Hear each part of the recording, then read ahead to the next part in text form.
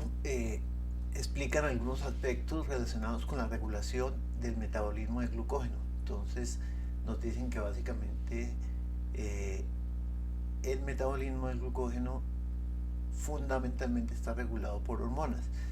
Básicamente en el hígado, entonces glucagón y adrenalina. eh, en el músculo el glucagón no actúa porque no hay receptores de glucagón, y tanto en el hígado como en el músculo estarían actuando eh,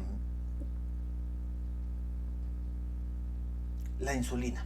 Entonces nos dicen que uno de los mediadores en la regulación del metabolismo del glucógeno eh, es la enilato ciclasa. Entonces recordemos que la adrenalina y el glucagón, a través de su interacción con receptores asociados a proteínas G, activan proteínas G que nos llevan a la activación de la enilato ciclasa.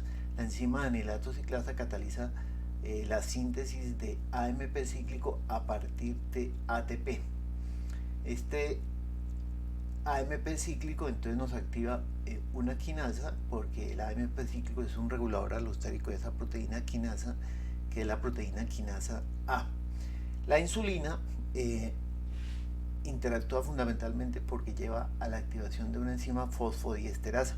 Entonces esta enzima fosfodiesterasa lo que hace es la degradación del AMP cíclico a AMP y detiene todos los efectos que han sido producidos por la activación de la proteína quinasa A por el AMP cíclico. En esta parte de la diapositiva entonces nos están mostrando el control del metabolismo del glucógeno por la fosforilasa.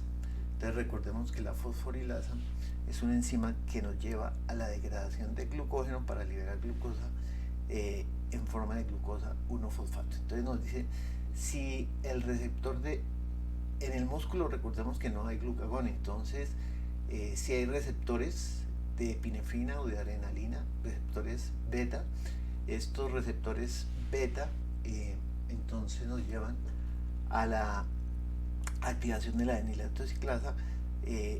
Esa activación de la enilato ciclasa nos cataliza la transformación del ATP en AMP cíclico. Recordemos que este AMP cíclico es degradado por la fosfodiesterasa, que a su vez es activada por la cascada de transducción de señales de la insulina. Una vez se produce el AMP cíclico, entonces interactúa con la proteína quinasa A y la activa esta proteína quinasa A.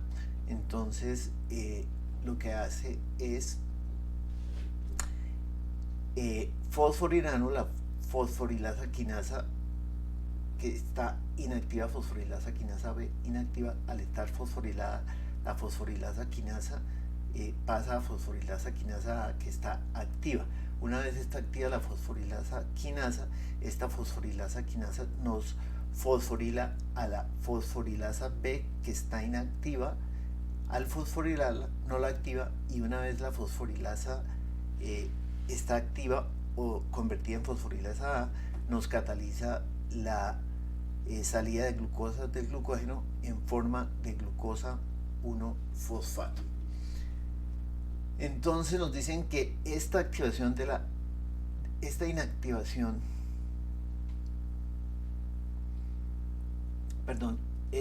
activación de la fosforilasa quinasa, que a su vez activa la fosforilasa, que a su vez produce la degradación de glucógeno, también es producida por otras quinasas en el músculo. Entonces por la quinasa dependiente de calcio calmodulina. Entonces cuando se libera calcio porque se activa la contracción muscular, ese calcio interactúa con la quinasa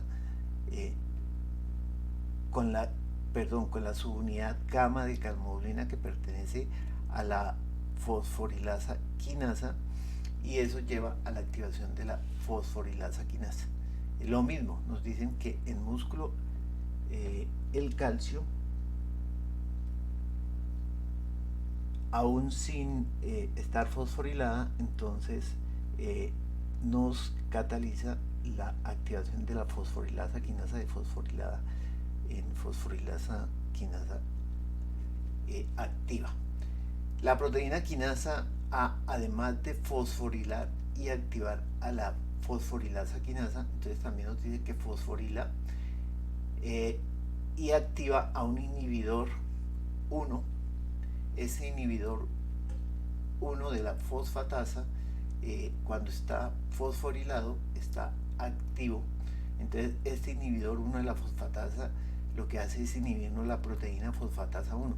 Proteína fosfatasa 1 que si está activa nos llevaría a la desfosforilación de la fosforilasa quinasa y la pasaría a su forma inactiva. Entonces la misma proteína quinasa A, además de activar la fosforilasa quinasa, que a su vez activa la fosforilasa para la degradación de glucógeno, esa misma proteína quinasa A nos activa el inhibidor de la fosfatasa para que la proteína quinasa, fosforilasa quinasa, no se inactive.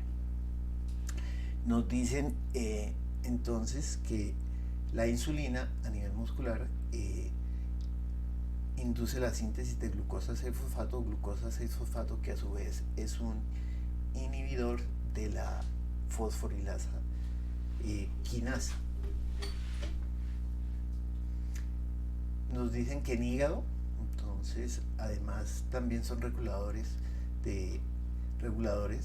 la glucosa, y el ATP es un regulador de la fosforilasa, tanto si hay ATP y hay glucosa, pues no es necesario degradar glucógeno. Entonces ellos se comportan como inhibidores de la fosforilasa y por lo tanto de la degradación de glucógeno. En esta parte entonces está la activación de la glucógeno sintasa. Entonces la glucógeno sintasa en músculo. La glucógeno sintasa, entonces por acción de la epinefrina a través de receptores beta, entonces lleva a que se active la adenilato ciclasa. Activada la adenilato ciclasa, se cataliza la transformación del ATP en AMP cíclico. Una vez se ha activado el AMP cíclico, nos lleva a la fosforilación y activación de la proteína quinasa A. La activación de la proteína quinasa A nos lleva a la fosforilación de la glucógeno sintasa, convirtiéndose en glucógeno sintasa B, que estaría inactiva. Y la forma activa de la glucógeno sintasa sería la forma A, que sería la forma activa. Entonces, mientras la proteína quinasa A activa la fosforilasa quinasa, la proteína quinasa A lo que hace es inactivar la glucógeno sintasa.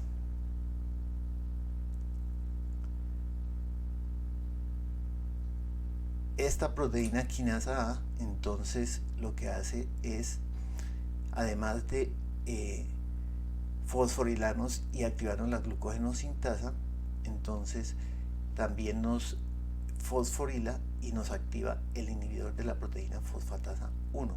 La proteína fosfatasa 1, si estuviera activa, llevaba a la desfosforilación de la glucógeno sintasa y la activación.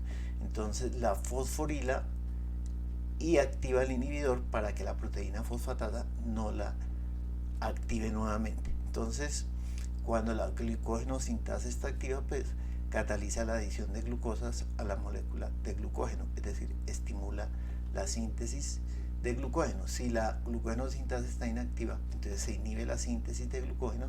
Entonces la epinefrina estimula la síntesis, la degradación de glucógeno, activando la fosforilasa, e inhibe la síntesis de glucógeno, inhibiendo la glucógeno sintasa.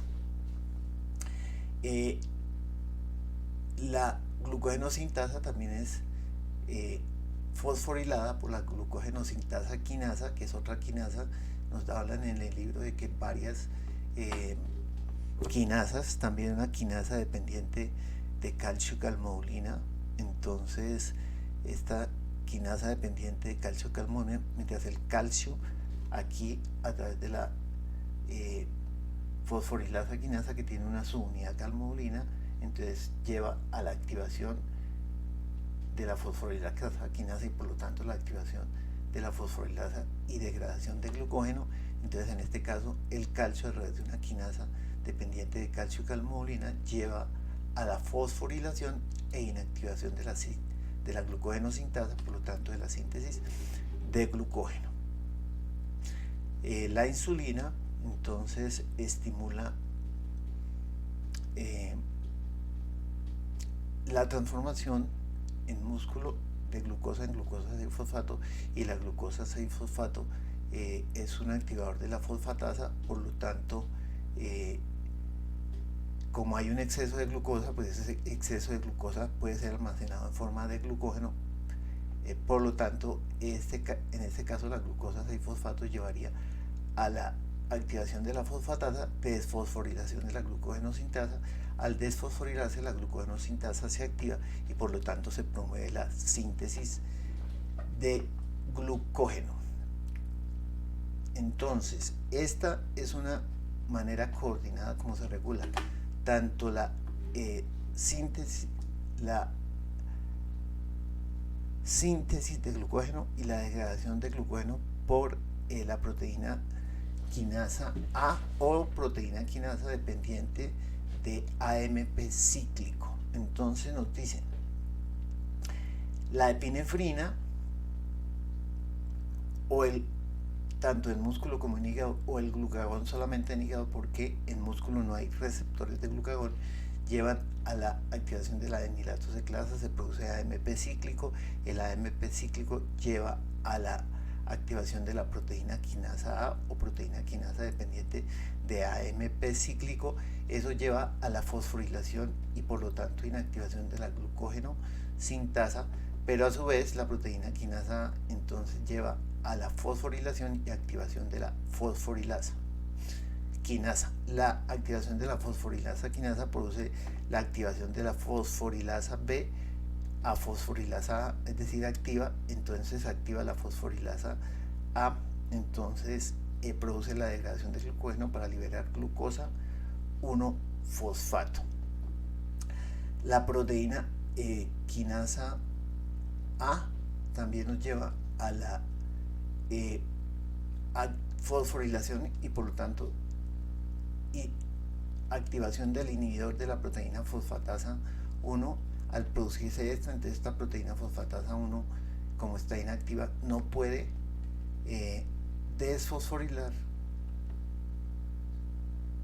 y por lo tanto inactivar a la fosforilasa quinasa B. Entonces la fosforilasa quinasa está activa, es decir, en su forma A, y continúa la activación de la fosforilasa, la cual a su vez continúa con la degradación de glucógeno. La activación del inhibidor de la proteína fosfatasa 1 también impide que la fosforilasa sea inactivada, por lo tanto la fosforilasa sigue fosforilada y por lo tanto activa. Y lo mismo, la activación del inhibidor de la proteína fosfatasa 1 evita que se active la fosfatasa, que nos desfosforile la glucógeno sintasa. Entonces la glucógeno sintasa se mantiene fosforilada por la proteína quinasa A e inactiva, por lo tanto no hay síntesis de glucógeno, sino que por el contrario hay degradación de glucógeno.